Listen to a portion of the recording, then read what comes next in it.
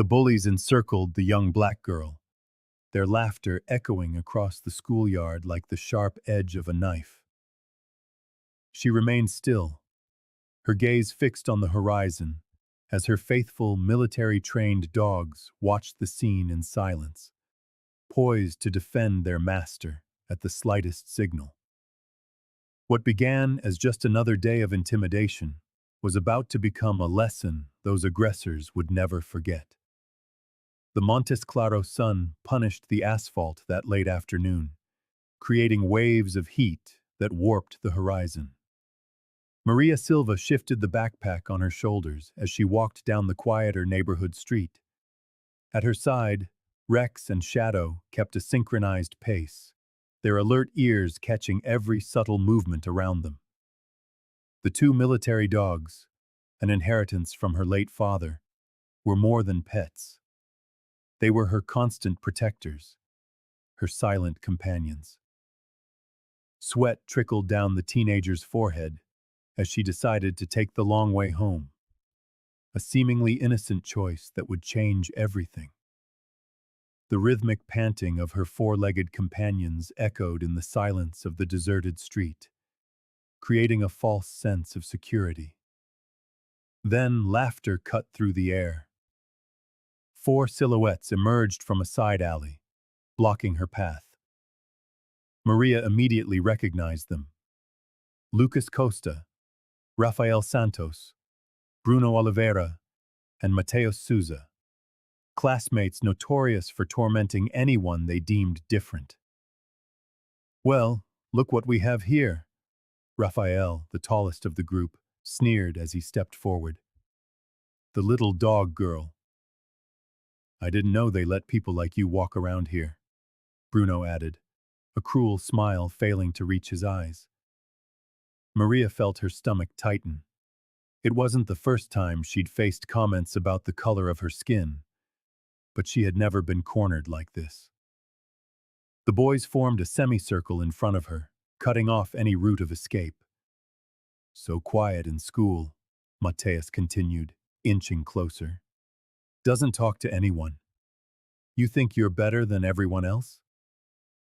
The leashes grew taut as Rex and Shadow sensed the escalating threat, their muscular bodies tensing in a state of high alert. Maria gripped the leads, her heart pounding, but she kept her gaze steady.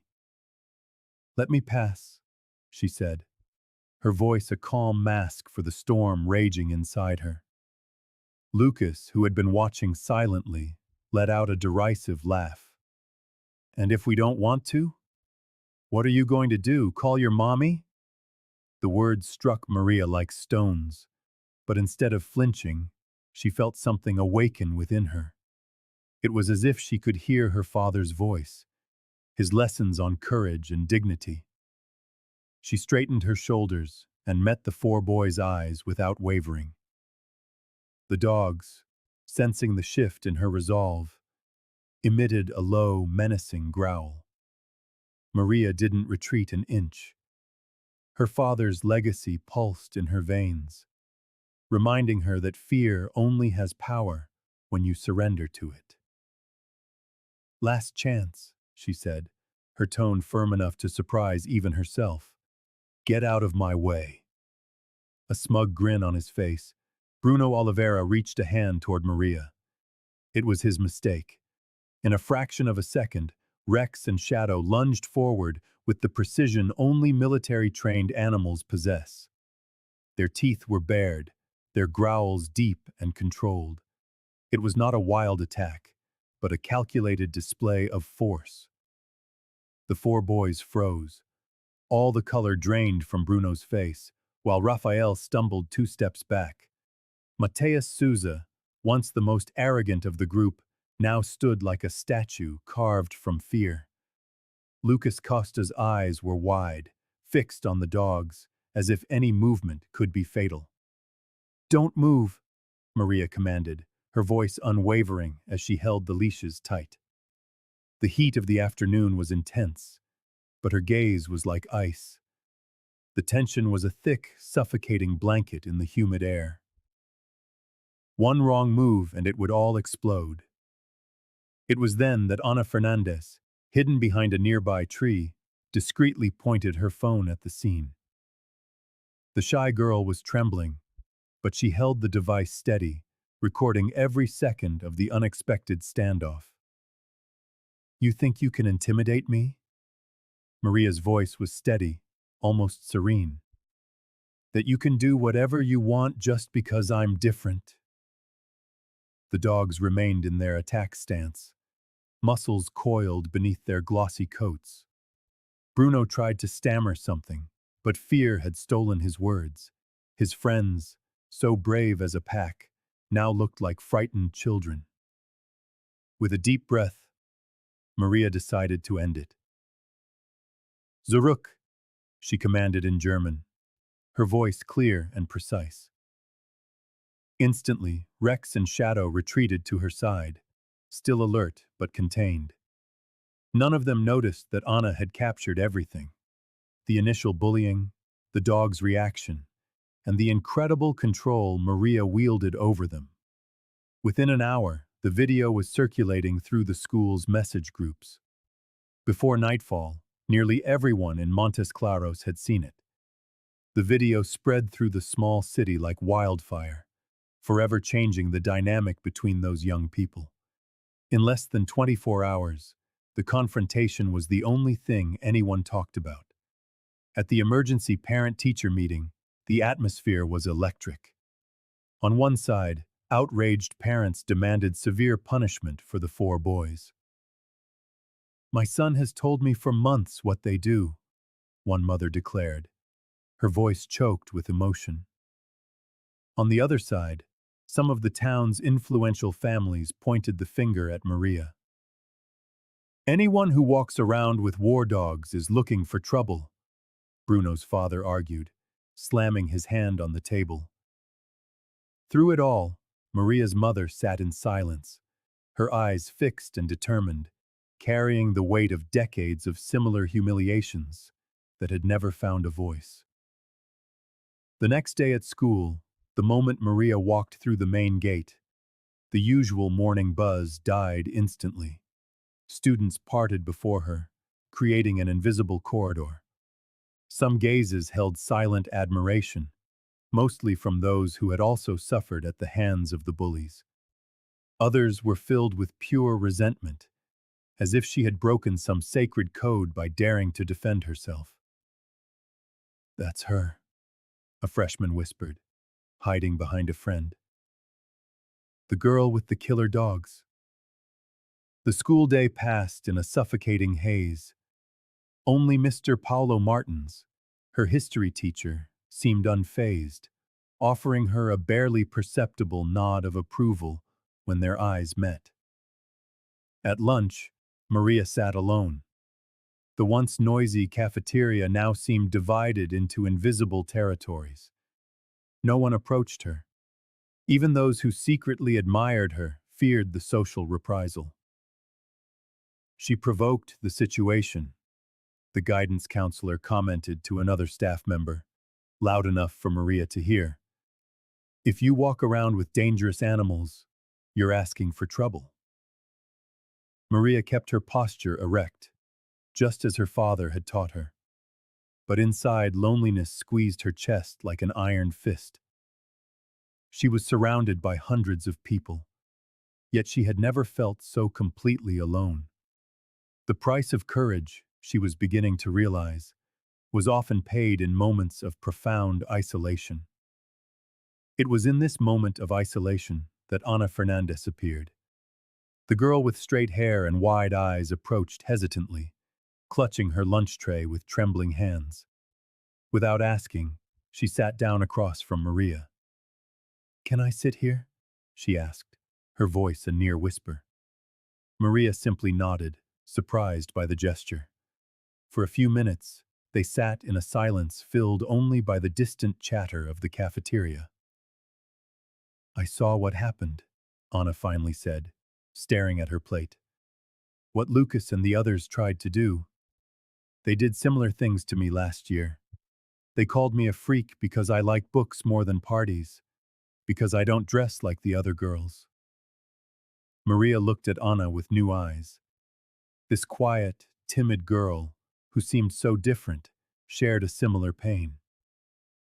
I never had the courage to face them like you did, Anna confessed, finally looking up. I never had a Rex and a shadow to protect me. A faint smile touched Maria's lips. My father used to say that courage isn't the absence of fear. It's doing what needs to be done even when you're terrified. Anna reached her hand across the table, a simple gesture that carried a profound weight. We don't have to be alone anymore. Maria hesitated for a heartbeat, then took the offered hand. The touch sealed more than a friendship. It was an alliance, a silent promise to no longer face injustice alone. There, say in the noisy school courtyard, an unlikely connection was forged. For Maria, Anna was an unexpected lighthouse in a turbulent sea. When the bell rang, they walked down the hall together, ignoring the curious stares that followed them. Paulo Martins had been watching Maria with keen interest. During his history class on World War II, he'd noticed her sharp reaction to a few German words. The connection to the commands in the video was immediate. After the bell, he asked her to stay behind. That command you used, he began, his military posture still second nature. That's military training, isn't it? Maria hesitated, her eyes downcast, before giving a small nod. My father trained them. In the days that followed, Paulo began to mentor her. Their talks evolved from the dogs to deeper lessons. A veteran himself, he shared stories of facing prejudice in the barracks. Discipline isn't just about obeying orders, Maria, he explained one afternoon, showing her how to plant her feet to withstand a shove. It's about keeping your head up when the world wants you to lower it. He taught her breathing techniques to control fear, how to assess a dangerous situation, and how to use words as a shield. Your father did a fine job with you and these dogs, he remarked, after she demonstrated a series of subtle commands. You would have liked him, she replied, a rare, genuine smile gracing her face. For Maria, those afternoons were a sanctuary. For the first time since her father's death, she felt understood. But the retaliation was swift. The following Monday, the whispers followed Maria down the halls like persistent shadows. Lucas, Raphael, Bruno, and Mateus had launched a smear campaign. She trains those dogs to attack people, one girl whispered. I heard her dad was a drug dealer, a boy muttered by the water fountain. Maria kept her head high, but each word was a fresh cut. And now, Anna, walking by her side, had also become a target. Bandit's friend, traitor. These were the new names she carried. The shy girl trembled visibly as they passed groups of students, but she never abandoned her friend. During the break, Maria found her locker spray-painted with a single word: dangerous. She took a deep breath, remembering her father's teachings. The first rule was never to show weakness. With calm, deliberate movements, she wiped the metal door clean, feeling dozens of eyes fixed on her. They're spreading a rumor that you threatened to kill someone, Anna whispered during math class, and that your dogs are trained to kill. Maria gripped her pencil so tightly it nearly snapped. The rumors were spiraling out of control. In the cafeteria, entire tables would empty as she approached. Even some teachers seemed to keep their distance. On Wednesday, the school secretary handed her an official notice. Maria was summoned to a meeting with the administration. When she entered the office, her stomach plummeted. 3 members of the school board and the principal awaited her, their expressions severe. We've received complaints from several parents, the principal began, adjusting his glasses. They're concerned for their children's safety after the incident. One of the board members, the father of a junior, was more direct. Those animals are a menace. They can't keep coming to the school. Rex and Shadow have never set foot on school grounds, Maria replied, her voice steady despite her racing heart. They only walk with me on the way here. Even so, the principal continued, if you continue to cause problems, we will be forced to take measures. That includes contacting the authorities to have the dogs confiscated. Fear tightened around Maria's chest like a vice. Losing Rex and Shadow would be like losing the last pieces of her father, her last protectors in an increasingly hostile world. But she would not back down. She couldn't. I understand, she said simply, rising with dignity. As she left the office, she knew the war was just beginning. And this time, the enemy wasn't just a group of boys, but an entire system determined to silence her.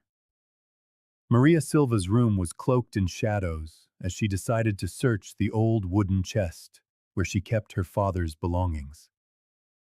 2 years had passed since his sudden departure, but the pain still throbbed like a fresh wound. With trembling fingers, the teenager pushed aside military medals, faded photographs, and a neatly folded uniform. It was then she found it. A yellowed envelope, tucked between the pages of a canine training manual. Her name was written on the front in the firm, slanted handwriting she would recognize anywhere. Maria sat on the edge of her bed, her heart pounding, as she broke the seal with almost reverent care. My daughter, the letter began, if you are reading this, it's because you've faced something that made you seek answers in my things. Her father's words seemed to leap from the page and into her heart. He wrote about courage, not as the absence of fear, but as the decision to move forward in spite of it. He explained how to identify situations of real danger, how to remain calm when everything around seemed chaotic, and most importantly, how to never let fear paralyze her. Rex and Shadow were trained to protect you, the letter continued, but your greatest protection will always be your own inner strength. Her father detailed specific commands in German that she didn't yet know. He outlined self-defense techniques and, surprisingly, offered advice on how to deal with injustice without losing her humanity. Silent tears streamed down Maria's face as she read. It was as if he knew exactly what she would face.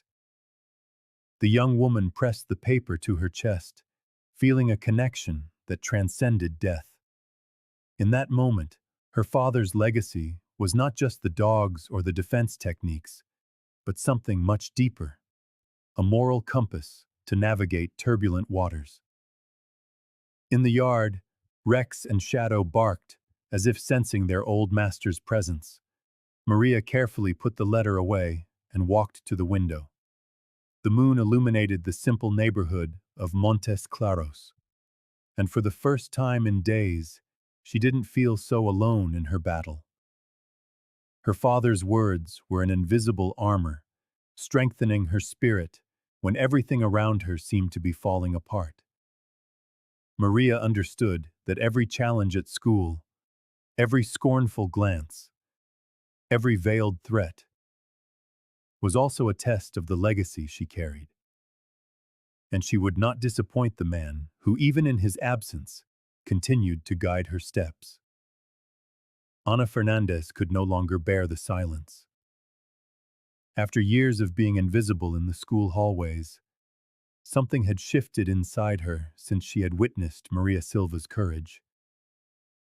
One Wednesday afternoon, as the other students rushed home, Ana gathered her nerve and approached 3 classmates who, like her, bore the invisible scars of exclusion. We have to do something, she whispered, looking around nervously. We can't just let this happen. In the abandoned basement library, Far from prying eyes, what they called the support circle was born. At first, it was just 5 scared teenagers, sharing their stories in trembling voices. Anna, with her straight, dark hair, organized everything meticulously. Meeting times that wouldn't arouse suspicion, a discreet communication system using coded text messages, and clear rules of confidentiality. Maria initially refused the invitation. "I don't need a group," she answered curtly, petting Rex as Shadow rested at her feet. But Anna was persistent. "It's not just about you," she explained. "There are others who need to see that it's possible to fight back." At the third meeting, Maria finally appeared, Rex and Shadow heeling obediently at her side. A hush fell over the room as she entered. Her presence alone seemed to legitimize their efforts.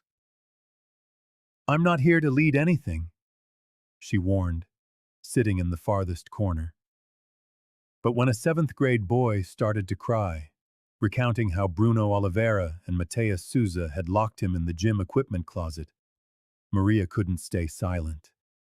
She shared techniques her father had taught her for staying calm under pressure, demonstrating with precise movements how to position oneself when threatened. With each weekly meeting, the group grew. 10, 15, 20 students, all united by the shared experience of being different. Some came just to listen, others to vent. Many just wanted to be near Maria, as if her courage might somehow be contagious. Amid plans for self-defense and strategies for documenting abuse, something deeper was born between Anna and Maria, a friendship forged in adversity. While Anna offered her organizational skills and natural empathy, Maria brought unshakable strength and determination. "My father used to say that surviving isn't enough," Maria commented one afternoon, showing Anna a defensive move. "We have to live with dignity." What began as a refuge was slowly transforming into a movement. Fear, once paralyzing, now fueled a silent resistance that was spreading through the halls of the Montes Claros school like deep, invisible, but unshakable roots. Maria Silva and her mother, Claudia, sat uncomfortably on the hard chairs in Principal Roberto Mendez's office. The air conditioning was blowing too cold, a stark contrast to the heat of the tension filling the room. The principal adjusted his tie, cleared his throat, and got straight to the point. "I understand your situation, Maria, but these dogs are clearly threatening. Other parents are worried," he said, flipping through a folder of notes. "Perhaps it would be best if you tried not to draw so much attention to yourself. You know, for your own good."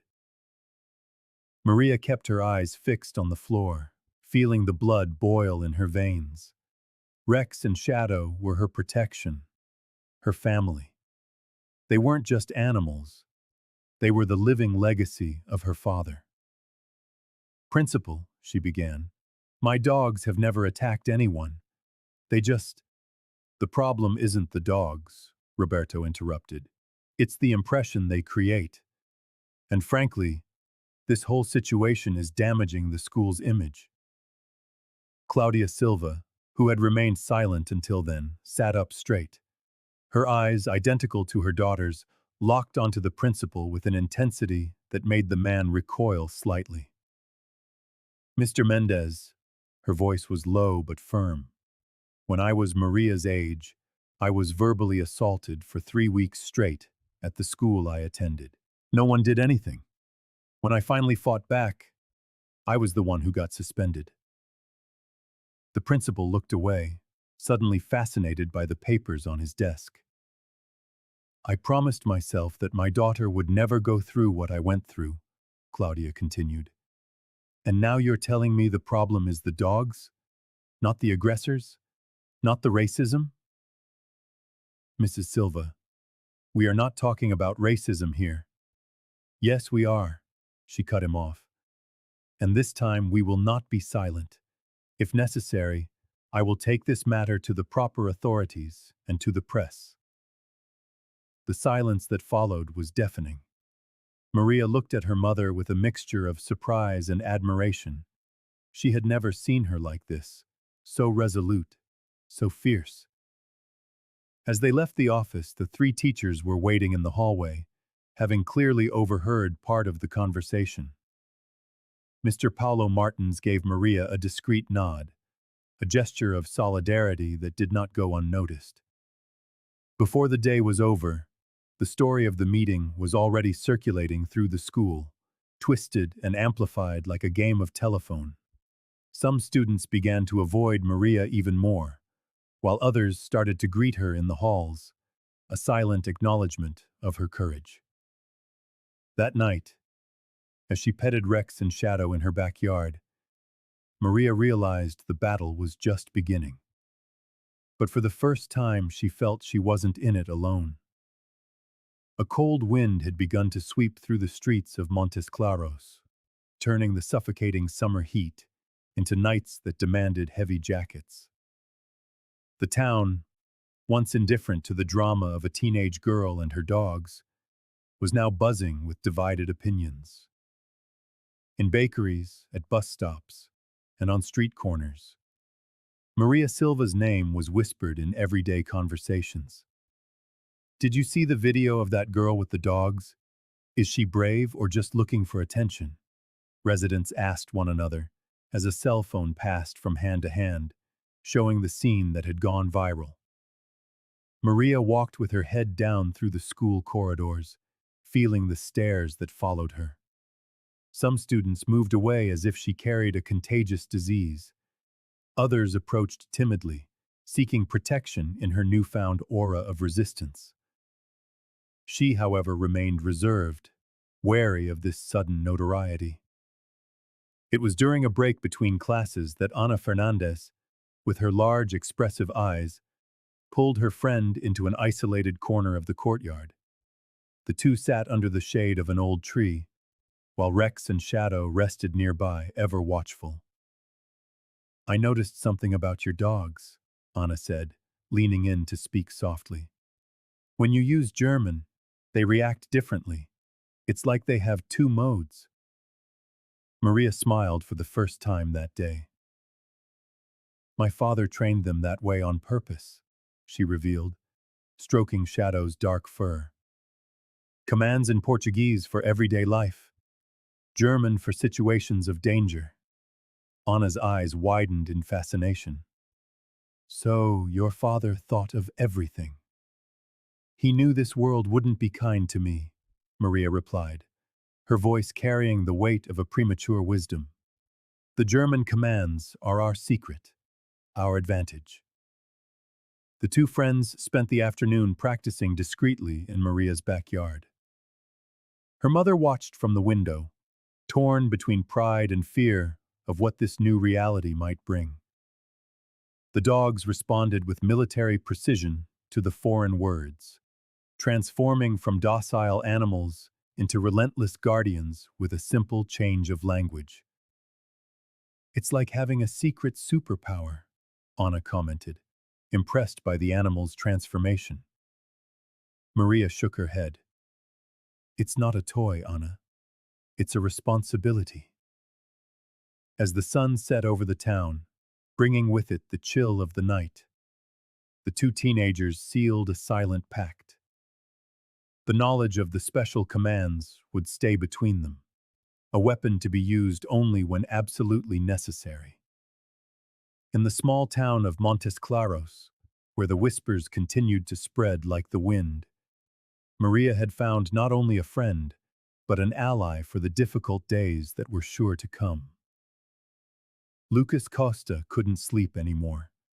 Every time he closed his eyes, he saw Maria Silva's face and her dogs, ready to attack. As he walked the school halls, he avoided his old companions and cast furtive glances in the girl's direction. It wasn't hatred he felt, but a confusing mixture of regret and shame that gnawed at him from the inside. During breaks, he would sit alone, watching from a distance as Raphael, Bruno, and Matthias plotted their next move. When they called him over, he would make excuses, but he didn't have the courage to break with the group for good. Years of friendship and the social pressure of Montes Claros weighed on his shoulders like lead. "You're acting like a coward," Rafael Santos taunted one afternoon, cornering Lucas near the restroom. "Did that girl and her dog scare you that much?" Lucas just looked away, muttering something about having homework to finish. He knew he had crossed a line when he took part in that confrontation, and now something inside him had changed. Yet the fear of being alone was almost as great as the guilt he carried. Meanwhile, the situation for Maria and Ana Fernandez was getting worse by the day. The three boys, furious upon discovering that Ana had recorded and shared the video, had begun to target her as well. Threatening notes appeared in her backpack, and anonymous messages would arrive on her phone in the dead of night. "They found out where I live," Ana confessed to Maria during a tense lunch, huddled in the farthest corner of the cafeteria. Her hands trembled around an untouched sandwich. "Last night, someone threw rocks at my window." Maria squeezed her friend's hand, a fierce promise in her eyes. "I won't let them hurt you," she vowed, though she could feel her own heart hammering with fear. She knew Rex and Shadow could protect her, but they couldn't be in two places at once. Professor Paulo Martins noticed their growing tension and tried to intervene discreetly, offering his classroom as a refuge during breaks. But even that small comfort felt temporary. Rumors were circulating that the teacher might be dismissed for becoming too involved in his students' problems. One particularly difficult afternoon, Maria caught Lucas watching her from a distance. For a brief moment, their eyes met, and she saw something different in his gaze. Not the contempt of before, but a silent plea she couldn't quite decipher. Before she could react, he turned his back and vanished into the crowd. A heavy sense of dread hung over the two friends, like a storm cloud about to break. The rumor spread through the school like wildfire. Mr. Paulo Martins had been suspended. Maria Silva felt the ground give way beneath her feet when the news reached her during break. The history teacher, an army veteran who had become her mentor, was being removed for negatively influencing students, according to the principal's official memo. "He just taught me how to defend myself," Maria murmured to Ana as they sat isolated in the courtyard. Tears threatened to fall, but she held them back, remembering Paulo's own lesson about maintaining composure in the most difficult of times. The professor's suspension was no coincidence. Ever since he had started giving her quiet advice after class, suspicious glances had followed them down the hallways. The administration, pressured by influential parents, had found the perfect excuse to silence another voice that stood with her. That same afternoon, a message appeared on Maria's phone. It was from her mentor, explaining that he would still be there to help her, even from a distance. "True discipline comes from within," the message read, "and no one can take that away from you." Meanwhile, Ana Fernandez was facing her own family storm. During a Sunday lunch, she discovered something that left her paralyzed. Bruno Oliveira, one of Maria's main aggressors, was her distant cousin. The revelation came from her aunt, who mentioned her nephew's involvement in that mess with the dog girl. "How can you defend her?" Bruno's father demanded when Ana tried to argue. The man, a well-known local politician, slammed his hand on the table. "My son is just upholding our family's traditions. That girl and those dogs are a danger to the school." Ana, normally timid and reserved, felt her blood boil. For the first time, she met her uncle's intimidating stare. "Maria isn't dangerous. She's just defending herself from what Bruno and the others do to her." from what they did to me." A deathly silence fell over the dining room.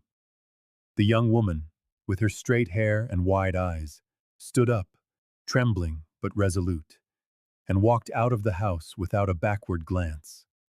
In that moment, she understood that Maria's fight was her fight too. The next day, the two friends met before class. They shared their pain and their discoveries, forging an even stronger bond between them.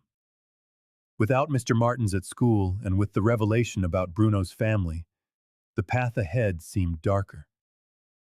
Yet, like Rex and Shadow, Maria's loyal companions, they now knew that their true strength lay in their loyalty to one another.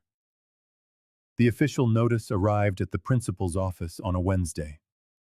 The document, bearing the seal of the Minas Gerais Court of Justice, demanded an immediate investigation into the bullying incidents. From a distance, Maria watched the principal's face turn pale as he read the paper with trembling hands. "They can't pretend nothing is happening anymore," Ana Fernandez whispered, squeezing her friend's arm as they walked down the hall. The court order had been triggered by the release of new videos. Anonymous students had discreetly filmed several scenes of intimidation starring Rafael, Bruno, and Mateus. In one of the most shocking clips, the three boys were seen cornering a seventh grader against the lockers. Montes Claros was buzzing with the news. The local paper's front page declared, "School under investigation after reports of systematic violence." The town, once sleepy and routine, was now sharply divided. In markets, salons, and bars, the conversations all circled back to the same topic. "My daughter has the right to study without fear," Maria's mother stated during a local radio interview. Her voice, firm and emotional, touched many hearts. On the other side, influential parents argued that some kids were just exaggerating for attention and that discipline was being lost. Meanwhile, a secret support club was growing in silence. What had started with just Maria and Anna now had over 20 members. They met at the public library, pretending to be a study group. There, among dusty shelves, young people of all ages shared their stories. "I never thought I could talk about this with anyone," confessed a girl with thick glasses who always sat alone in the cafeteria. A boy with vitiligo, once a constant target of cruel jokes, found the courage to wear short-sleeved shirts again. "You guys made me feel normal," he said, tears in his eyes. Maria watched these transformations with a mix of pride and worry. The group had become a refuge, but it was also a target. Anonymous, threatening notes occasionally appeared in the members' lockers. "We're changing things," Anna said during one meeting, handing out small, star-shaped pendants, "to remind us that we're never truly alone, even on the darkest nights." The girl with the straight hair was right. What had begun as a desperate reaction from Maria and her dogs on that hot afternoon was now becoming something bigger. A silent wave of resistance that was slowly redrawing the lines of power in the small mining town. The note came folded into a tiny square, hidden between the pages of her math notebook. Maria Silva unfolded the paper with trembling fingers as the cold morning wind rattled the windows of the empty classroom. "They'll be waiting at the abandoned tracks tonight. They're going to hurt you and your dogs. Be careful."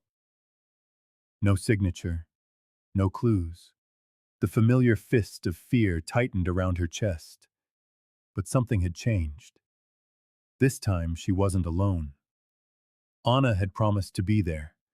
The support group was growing every day, and even Lucas seemed to be trying to warn her about his former friend's plans.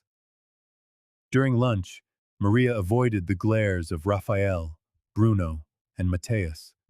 She could feel their anger pulsing across the cafeteria, amplified by their public humiliation and Lucas's defection. She kept her head held high, remembering Mr. Martins's words before his suspension. Courage isn't the absence of fear, it's acting in spite of it. At home, with her bedroom door locked, Maria opened the drawer where she kept her father's memories. Her fingers brushed the cold metal of the old Glock, a relic from a time she had never known. The weapon was loaded, heavy with a responsibility no teenager should ever have to carry. Her father's letter, its edges worn from countless readings, seemed to whisper advice in her ear. Rex and Shadow sensed her turmoil, approaching with watchful eyes. The two military dogs, trained to protect, seemed to understand the gravity of the situation. Maria stroked their heads, feeling the coarse fur beneath her fingers. "You've always been with me," she murmured. As the sun began to set, she pulled on a jacket thick enough to conceal the gun. Her mother was working the night shift and wouldn't notice she was gone for hours. Maria tied back her hair, pulled on sturdy boots, and clipped the leashes to the dogs' collars.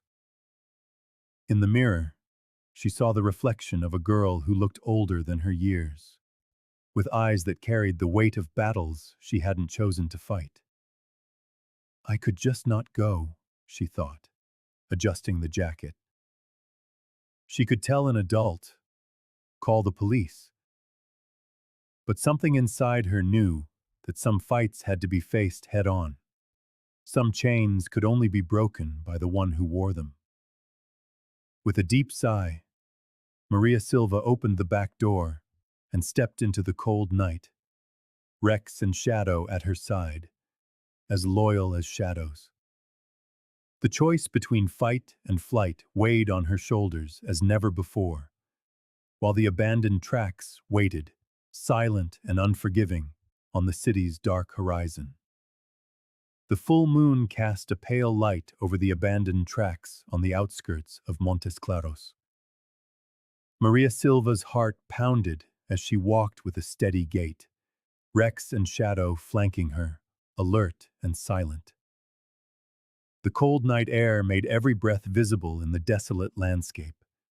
Hidden among rusted train cars, Rafael Santos, Bruno Oliveira, and Mateus Souza were waiting. The three boys exchanged nervous glances, their trembling hands betraying a courage that was more fragile than glass. "She actually came," Bruno whispered, rubbing his hands together against the chill. "I thought she'd chicken out." Maria stopped a few yards away. Her dark eyes scanned the shadows as the dogs sniffed the air, sensing the boys' presence before they revealed themselves. "I know you're there," she called out, her voice surprisingly steady. "Let's just get this over with." The three emerged from the shadows, forming an uneven line before her. Mateus, the tallest of the three, looked the most agitated, his face a mask of anger and fear. Suddenly, in a reckless gesture, he pulled a revolver from his jacket. "Stay back with those dogs," he yelled, the gun shaking in his inexperienced hand. Instead of retreating, Maria instantly recalled Professor Paulo Martins's lesson. When confronted, never show fear. Fear feeds the aggressor. Her father's words from the yellowed letter echoed in her mind. Take 3 deep breaths before any decision under pressure. With a low command in German, almost a whisper, Maria directed Rex and Shadow. The two military dogs moved forward a few steps, not barking, but baring their teeth in a controlled snarl that froze the aggressors in their tracks. "Put it down," Maria ordered, her voice unnervingly calm. "You don't want to do this, Mateus." The boy glanced at his friends for support, but Rafael and Bruno were already backing away slowly. The revolver felt like it weighed a ton in his hand. "You're leaving me?" Mateus asked, his voice cracking. The dogs remained in an attack stance, trained to protect without hesitation. The breath of everyone present formed small clouds in the frigid night air, as time seemed to stand still in the silent standoff. Nobody has to get hurt tonight, Maria said, remembering her professor's words. But this ends here. The tension was palpable, thick as fog. A single false move could turn the cold night into a tragedy.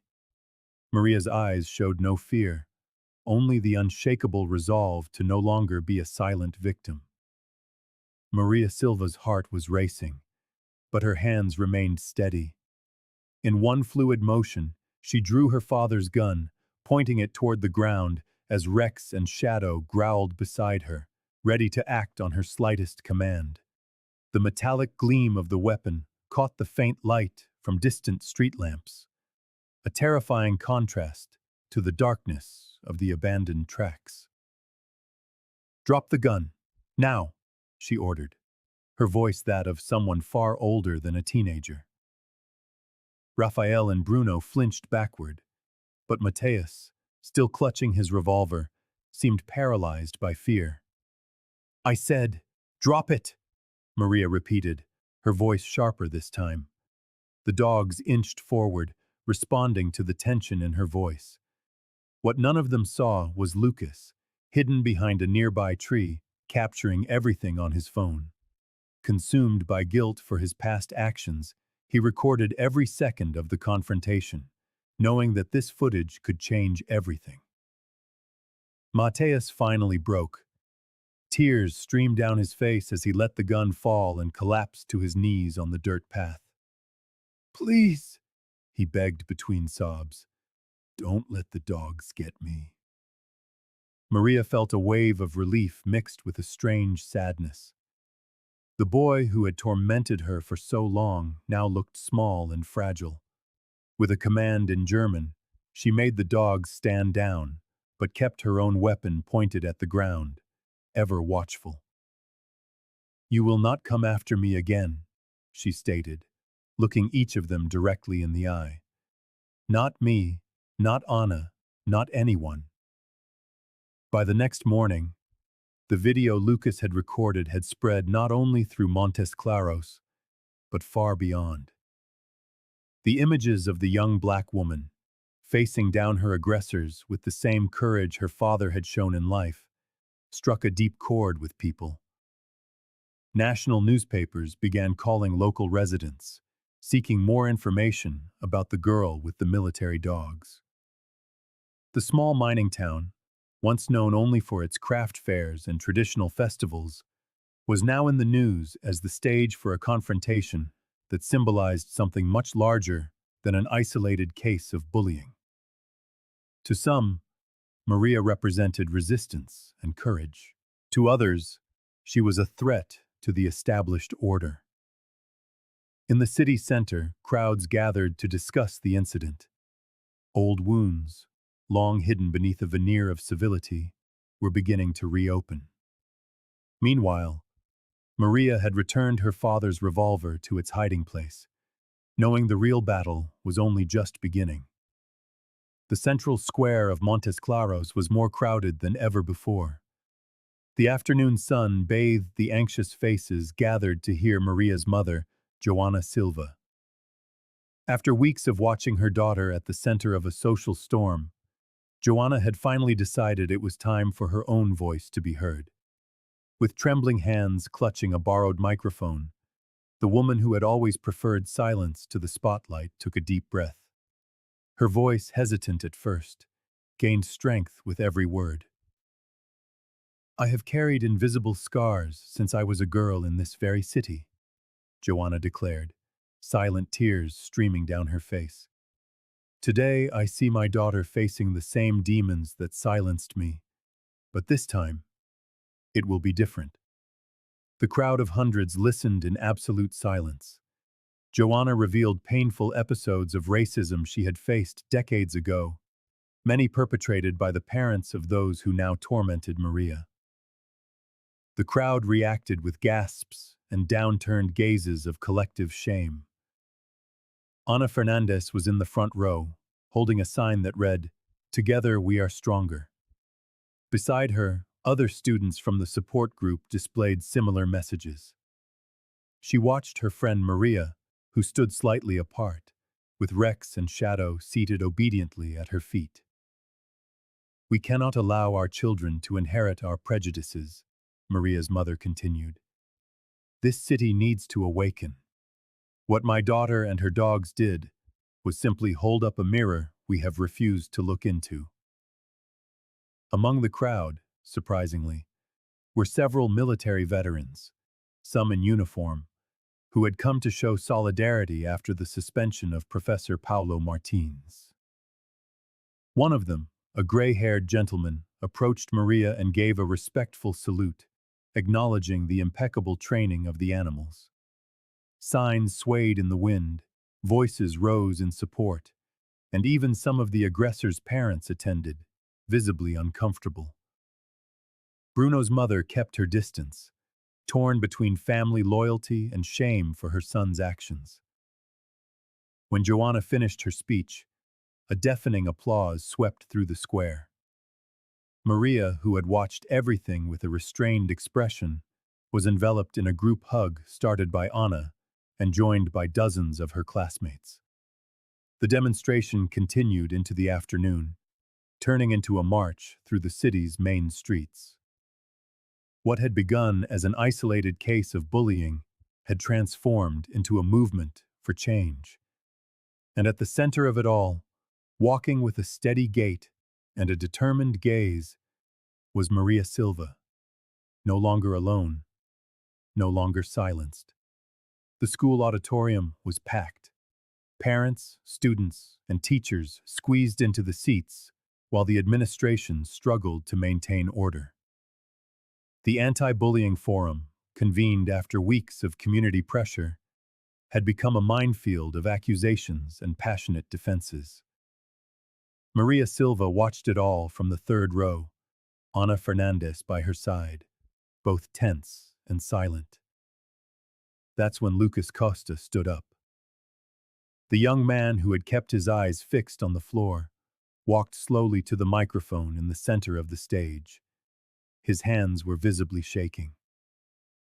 "I took part in the attacks against Maria," he began, his voice choked with emotion. "We harassed her for months. We made fun of her race, the way she was, her family. On the day of the video, we planned to corner her on her way home." A murmur swept through the auditorium. Maria's mother squeezed her daughter's hand tightly. "Rafael, Bruno, and Mateus were with me," Lucas continued, pointing to three boys trying to hide in the crowd. "We did it to other people, too. To Ana, to Joao from the second year, to almost everyone we considered different." The silence was now absolute. The principal, who had always downplayed the complaints, seemed petrified in his chair. "I'm saying this because I can't take it anymore," the boy confessed, tears streaming down his face. "Ever since I saw those dogs defending Maria, I've been having nightmares. I realized we could have really hurt someone." Professor Paulo Martins, recently reinstated after pressure from the students, watched with a mixture of pride and sadness. The teacher had fought for years against the culture of silence that protected aggressors. After Lucas's testimony, other students began to speak up. A freshman girl revealed threats she had received. A boy told of extortion in the locker room. The floodgates had opened. The parents of Bruno and Rafael, influential figures in the city, tried to interrupt the session, but were silenced by the crowd. For the first time, the power of the traditional families could not smother the truth. Maria remained seated, watching how her act of resistance had unleashed something much bigger than herself. The dogs her father had left for her protection had become a symbol of collective resistance. By the end of the night, the school board announced the formation of an independent committee to investigate all the cases. The aggressors would be temporarily suspended, and new anti-bullying policies would be implemented immediately. When Lucas approached Maria on his way out and offered an apology, she simply nodded. Some wounds would take time to heal, but the first step had been taken. Maria Silva walked through the school hallways with her shoulders held high, but she felt the invisible weight of every eye that followed her. The victory against her aggressors had brought consequences she had never imagined. Her adolescence, which should have been marked by discovery and lightness, had transformed into something else, a journey of constant resistance. The looks she received varied. Some students watched her with silent admiration, as if she were a heroine. Others, especially those connected to the traditional families of Montes Claros, stared at her with poorly disguised disdain. And then there were those who feared her, as if Rex and Shadow could appear at any moment to attack them. "Did you notice how Carla didn't even want to sit near us today?" Anna asked during their break, tucking her hair behind her ear. Maria nodded, nibbling distractedly at her snack. "I think she's afraid we're trouble, as if defending yourself is wrong." Their friendship had become a safe harbor in the storm. Anna, with her sensitivity and quiet courage, complemented Maria's more evident strength. Together, they navigated the turbulent waters of an adolescence marked by prejudice. But this union also made them more visible targets. The posters for the support group they had created were torn down almost daily. Anonymous messages arrived on their phones, sometimes with veiled threats, other times with direct insults. The resistance to what they represented was fierce and persistent. "My mother said she got some strange calls yesterday," Maria confessed, lowering her voice. "I think they were from Bruno's or Raphael's parents." She knew that many adults in the city saw her stance as an affront to the natural order of things. To them, victims were supposed to remain silent, especially when they were black like her. Still, for every person who rejected them, two more appeared, seeking inspiration. Younger students would approach them timidly in the hallways, asking for advice or simply thanking them. A seventh-grade girl had confided in Anna that, after seeing what they had done, she had finally found the courage to report the harassment she was suffering. "Sometimes I wonder if it was worth it," Maria whispered, watching a group of girls who were whispering as they looked at them. Anna held her hand firmly. It was worth it for that seventh-grade girl. It was worth it for Lucas, who can finally be himself. And it was worth it for us, because we no longer have to pretend everything is okay when it's not. Maria smiled, feeling the weight on her shoulders lighten. The peaceful adolescence she had dreamed of was lost forever. But in its place was something perhaps more valuable: the certainty that her voice mattered. Maria Silva walked through the streets of Montes Claros, with Rex and Shadow by her side, faithful as ever. The cold Minas Gerais winter wind cut across her face, but there was an inner warmth that no season could diminish. Her steps were firm, a stark contrast to months ago when every corner had seemed to hold a potential threat. People recognized her now. Some waved, others averted their gaze. But no one saw her as just the girl with the dogs anymore. The teenager carried the weight of having become a symbol for many of the city's youth, something she had never planned for, but which she embraced with the same courage inherited from her father. "Never give in to fear," said the letter she kept like a treasure. Those words, written by a hand no longer physically present, echoed in every decision she made. The legacy her father had left was not just in the German commands that controlled Rex and Shadow, but in the strength she had discovered within herself. Anna was waiting in the central square, notebook in hand, her shy smile now appearing more often. The support group they had started together had grown to more than 30 students. Even Lucas participated regularly, his presence a constant reminder that people could change, learn, and grow. Maria's mother had found a better job after her speech in the square gained visibility. Sometimes our voice needs to be heard for other doors to open, she had remarked one evening as they prepared dinner. Raphael, Bruno, and Mateus served the socio-educational measures determined by the juvenile court. The confrontation on the abandoned tracks had served as a turning point, not only for them, but for the entire school community. The cell phone that had recorded that moment had become an instrument of transformation, not humiliation. Professor Paulo Martins, reinstated at the school, waved from a distance.